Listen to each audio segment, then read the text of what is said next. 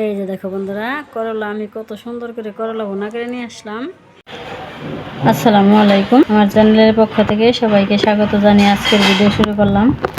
বন্ধুরা, আমি এখানে করলা নিছি, একটা 2 খণ্ড করে কেটে নিছি। এই করলা দিয়ে আমি সুন্দর একটা রেসিপি করব। সবাই প্রথম থেকে শেষ পর্যন্ত পুরো ভিডিওটা দেখে নিও, আর ভালো লাগলে একটা লাইক করে দিও।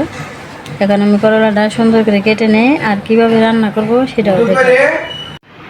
এই যে এইভাবে আমি করলাটা কেটে নিলাম। এখন রান্নায় চলে যাব, চলো তাহলে রান্নাঘরে যাই। আর এখানে আমি পেঁয়াজ কাঁচামরিচ কেটে নিছি, আর এখানে যে দেখো দেশি চিংড়ি মাছ নিছি। এই চিংড়ি মাছগুলো দিয়েই আমি এই করলাটা রান্না করব। সুন্দর একটা রেসিপি হবে, সবাই দেখতে থাকো। চলো একটা কড়াই বসিয়ে দিছি, এখন আমি তেল দিয়ে দিব। এখন দিয়ে দিলাম তেল।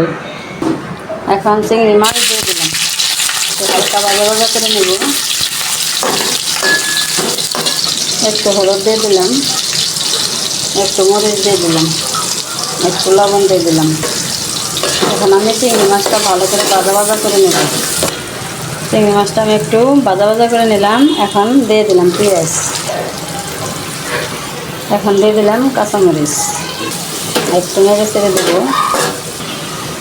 একটু আদা রসুন বাটা দিয়ে দিলাম।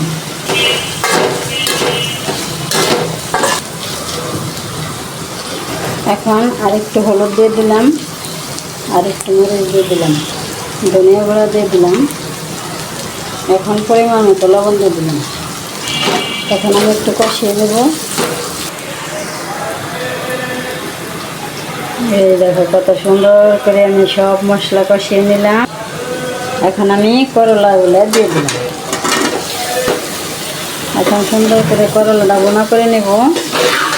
ভুনা করা হোক, পাখিটা পরে দেখাবো। এই যে আমার করলা ভুনা করা হয়ে গেছে, এখন আমি নামিয়ে নেব।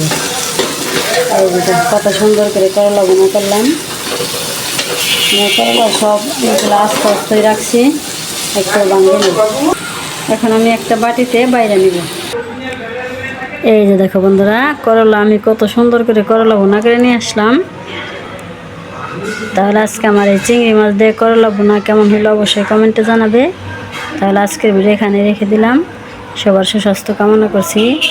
এতক্ষণ কষ্ট করে দূরে দূরে যারা ভিডিওটা দেখলে সবাইকে অনেক অনেক ধন্যবাদ।